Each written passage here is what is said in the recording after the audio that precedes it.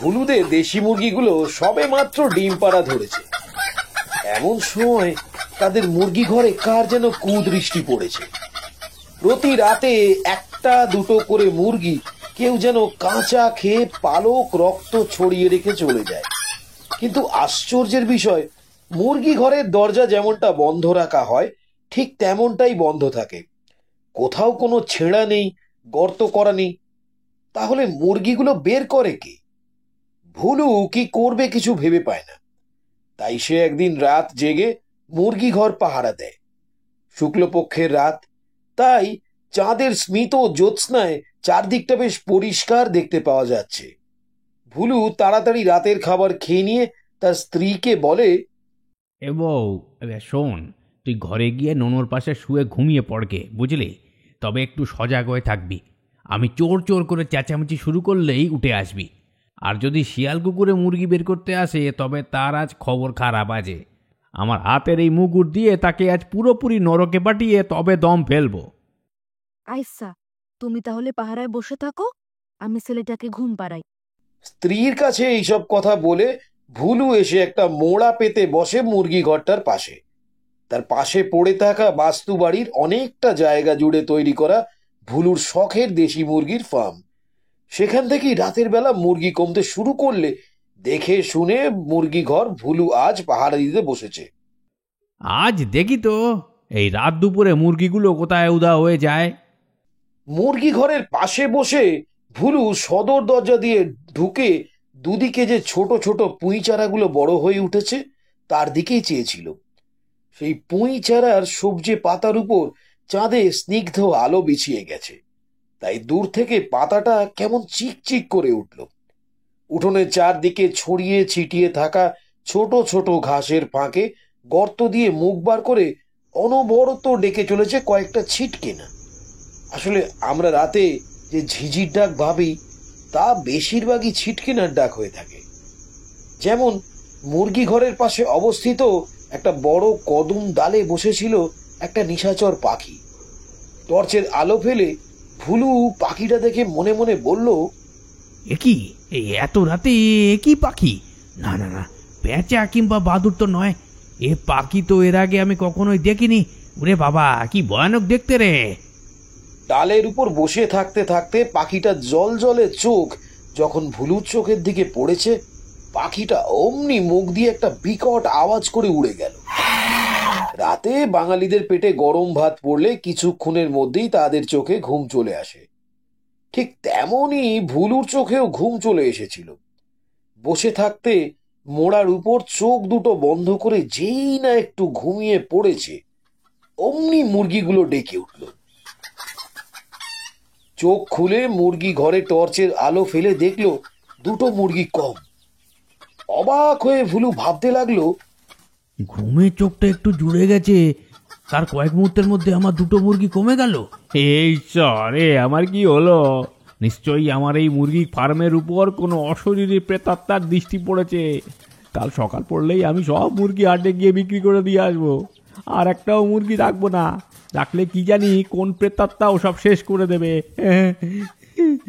তাই গতকালের কথা মতো আজ বিকেলে হাটে বাজারে এসে কালো, লাল, সাদা, খয়েরি সব রকমের দেশি মুরগি মোরগ সব বেচে বাড়ি ফিরতে একটু দেরি হয়ে গিয়েছিল গাঁয়ের পশ্চিম দিকের, মানে ওই নাইয়া পাড়ার বাসিন্দা শম্ভু নাইয়ার ছোট ছেলে ভুলু। শুনেছি অশরীরীর কবলে পড়ে কিভাবে যেন অকালে তার বুড়ো বাপটা মরেছে। এ কথা কম বেশি এই গাঁয়ের সকল লোকই জানে, কিন্তু গরিব লোকদের আর বাঁচা মরা। ভূত প্রেতের ভয় করে বাড়ি বসে থাকলে তো আর পেটের ভাত হবে না। তাছাড়া মুরগিগুলো বিক্রি না করে বাড়িতে রেখে দিলে সেগুলোও তো ভূতের খোরাক হবে। তাই ৭-৫ ভেবে এগুলো বেচার জন্য বাজারে আসতে ভুলু বাধ্য হয়েছে। এই রে, সন্ধ্যা পেরিয়ে যে পুরো রাত নেমে এলো। যা, এবার কি হবে? একে গাঁয়ের পরিস্থিতি এখন ভালো নয়, তার উপরে এই সন্ধ্যাকালে বাড়ির বাইরে থাকাটাও বেশ বিপজ্জনক। কি যে করি! আজ ওই মুরগি আড়তদার পয়সা করে মিটিয়ে দিতে এত দেরি না করলে আমি ঠিক সন্ধ্যা নামার আগে বাড়ি পৌঁছে যেতাম। নিজেই নিজের মনে মনে এইসব কথা বলতে বলতে ভুলু বাড়ি ফিরছে। হাতে তার মুরগি বিক্রির টাকায় বাজার ভর্তি দুটো ব্যাগ। সেসব বই নিয়ে এতটা রাস্তা পায়ে হেঁটে ফেরাটাও তো কষ্টকর। এমনিতেই গায়ের অবস্থা এখন একদম ভালো নয়। গতকাল শুনলাম গায়ের একজন আইবুড়ো মেয়েকে ভূতে পেয়েছে। আর এই অবস্থায় আমি এই সন্ধ্যাবেলায় বাড়ির বাইরে আছি। ও রাম রাম রাম রাম রাম, কি জানি কি হচ্ছে আমার বউ বাচ্চার সঙ্গে। হে মা রক্ষে কালী, তুমি রক্ষা করো মা গো, রক্ষা করো, সবাইকে রক্ষা করো মা, সবাইকে রক্ষা করো। হঠাৎ করে কি করে যেন এই গ্রামে নেমে এসেছে এক অলৌকিক মহামারী, দূরদমনীয় একটা ভয়। তাই সন্ধ্যার পর কেউ আর বাড়ির বাইরে বের হয় না। ভয় অগ্রাহ্য করে বাইরে বের হওয়া মানেই মরণ ভয়ের শিকার হওয়া। আর মানুষ সচরাচর অধিক ভয়ে হৃদযন্ত্র বিকল হয়ে মারা যায়। কিন্তু কি আর করার, কালের দুর্বিপাকে ভুলুর বাজার থেকে ফেরার পথেই আজ সন্ধ্যা নেমেছে, ভয়ানক সন্ধ্যা। কিন্তু সন্ধ্যা হয়েছে তো কি, বাড়ি তো তাকে ফিরতেই হবে। আরে ঈশ্বর, কবে যে একটু আর্থিকভাবে আমি সচ্ছল হব কে জানে। বাড়িতে একটা বাচ্চা, বউ আমার মুখ চেয়ে যে বসে আছে। মুরগি বেচার টাকায় বাজার হাট নিয়ে আমি বাড়িতে ফিরলে তবে যে উনুনে হাঁড়ি চড়বে। এই বলে তাড়াহুড়ো করে সে মাঠের পথটা ধরে বাড়ির দিকে এগোতে থাকে। চারদিকটা কেমন যেন মৃদু অন্ধকার, অর্ধেক দেখা যায় অর্ধেক যায় না। মাথার উপরে গোল চাঁদ উঠেছে, চেরা চেরা খেজুর পাতার ফাঁক দিয়ে সেই চাঁদ যেন ফ্যাল ফ্যাল করে ভুলুর দিকে তাকিয়ে হাসছে। প্রশ্বাসের মতো নিস্তব্ধ বাতাস হঠাৎ কেমন যেন দ্রুত বইতে শুরু করেছে। পাশে দুপিঠ চাঁচা খেজুর গাছটা থেকে একটা পেঁচা কেমন যেন কাঁদতে কাঁদতে উড়ে চলে গেল।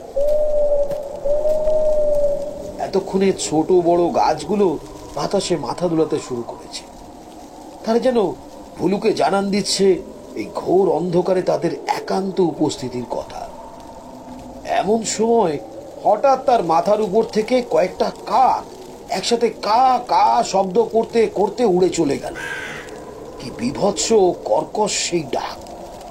ফলত নিমেষেই একটা গা ছমছমে ভয়ে ভুলুর শরীরে সবকটা লোম দাঁড়িয়ে গেল।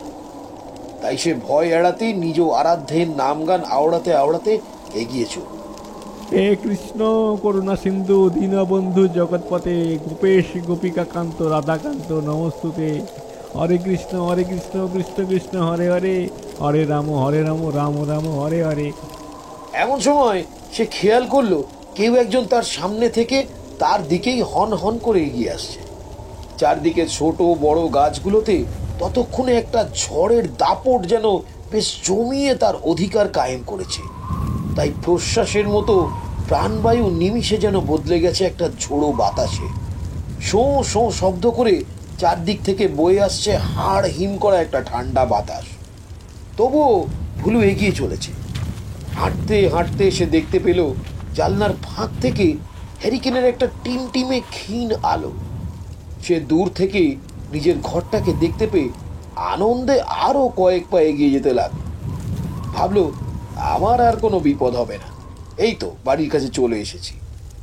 এমন সময় হঠাৎ সামনে থেকে এগিয়ে আসা কেউ যেন ভুলুকে নাম ধরে ডেকে উঠল। হায় ভুলু, তুই আমার খোরাকগুলো বেচে দিয়ে এলি কেন? এবার আমি কি খাবো? হ্যাঁ, তোর রক্ত খাবো। তবে আয়, তোর রক্তই খাই। এই বলতে বলতে এগিয়ে আসতে লাগলো ভয়ানক নারী কণ্ঠের সেই পৈশাচিক রমণী এবং বিভৎস বিকট অন্ধকারে মিশে থাকা সেই অশরীরীর ডাক। সে কি ভয়ানক! তবে সে ডাক অনুসরণ করে সামনে তাকালে খুব একটা কিছু স্পষ্ট চোখে দেখা যায় না। তাই ভুলু সবটাই মনের ভুল মনে করে আবারও এগিয়ে যেতে লাগলো। তারপর হঠাৎ মাথার উপরে বড় কদম গাছটা থেকে লাফিয়ে কেউ একজন ভুলুর ঘাড়ের উপর লাফিয়ে পড়ল। কে কে কে কে আপনি? ঝাঁপিয়ে পড়া সেই আধার মিশ্রিত ব্যক্তি কোনো কথার উত্তর না দিয়ে মুখে একটা ভয়ানক বিভৎস গোঙানির আওয়াজ করতে করতে সজোরে ভুলুর মুন্ডুটা ধরে টেনে ছিঁড়ে নিল। একটা প্রবল আর্তনাদ, মুন্ডহীন শরীরের গলা দিয়ে ছিটকে বেরিয়ে আসা সেই টাটকা রক্তের ধারায় নিজের উদর তৃষ্ণা নিবারণের জন্য ভুলুর রক্তাক্ত গলায় সেই রক্তনালীর কাছে মুখটা চেপে দিয়ে বীভৎস কিম্ভূত কিমাকার সেই পৈশাচিক নারী অশ্লেষে শুষে নিতে লাগলো শরীরের টাটকা তাজা রক্ত। কি বীভৎস তার রূপ! চোখে মুখে আধো মাংস আধো কঙ্কাল অবস্থা, শরীর থেকে পোড়া মাংস খুলে খুলে পড়ছে। যেমন ভয়ানক দৃশ্য, তেমন সেই ভয়ানক সেই পৈশাচিক রমণীর গোঙানির আওয়াজ।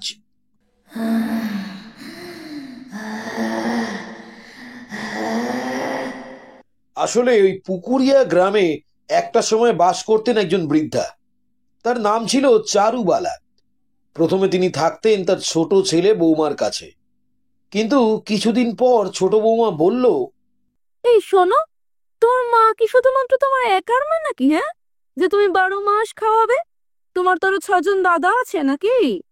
ওরাও তো তাদের মাকে নিয়ে গিয়ে খাওয়াতে পারে, দেখতে পারে। আজ থেকে আমি আর ভাত দিতে পারবো না। ওরা দিলে দিক, না দিলে দিতে হবে না। যত সব উটকো ঝামেলা। এইসব বলতে বলতে ছোট বৌমা চারুবালাকে ভাত দেওয়া বন্ধ করে দিল। এমনকি বৃদ্ধা বিধবা শাশুড়ির মুখের ধারে এক গ্লাস জলও গড়িয়ে দিত না। এসব দেখে চারুবালা গিয়ে উঠলেন বড় ছেলে বৌমার কাছে। তারাও 2-1 দিন ভাত দিল, দেখাশোনা করলো। তারপর তারাও দুচ্ছাই করে বৃদ্ধাকে তাড়িয়ে দিল। এইভাবে পরপর 7 জন ছেলের কাছ থেকে বিতাড়িত জননী প্রবল দুঃখে কষ্টে, খিদের জ্বালায়, ব্যাধির ব্যথায় খালপাড়ের বেটে বটগাছের ডালে গিয়ে গলায় দড়ি দিয়ে মরল। আর মরণের কালে ছটকাতে ছটকাতে বলল, আজ সত্যি প্রমাণ হয়েছে গো, 7 ভাগের মা কখনো গঙ্গা পায় না। তাই তো আমার মৃত্যুকালে গালে জল নয়, বরং গলা দিয়ে উঠে আসছে গ্যাচলা তুতু লালা। আমার 7 ছেলে, তোরা ভালো থাকিস। আমি আমি চললুম। এইভাবে চারুবালা আত্মহত্যা করেছিলেন এবং তারপর থেকেই তার ক্ষুধার্ত অতৃপ্ত আত্মা গায়ে সর্বত্র পোষ্য হাঁস মুরগি গরু বাছুরের রক্ত পান করে নিজের উদর তৃষ্ণা নিবারণ করতেন। কেমন লাগলো আমাদের আজকের গল্প কমেন্ট করে জানাতে ভুলবেন না। যদি গল্পটি ভালো লেগে থাকে অবশ্যই ভিডিওটিতে একটি লাইক এবং ভিডিওটিকে অনেক অনেক শেয়ার করবেন। যদি আমাদের গল্প ভালো লেগে থাকে তাহলে অবশ্যই গল্পবাজ চ্যানেলকে সাবস্ক্রাইব করবেন এবং সাবস্ক্রাইব বাটনের পাশে বেল আইকনটি প্রেস করবেন, যাতে সমস্ত গল্পের নোটিফিকেশন আপনারা সবসময় পেয়ে যান।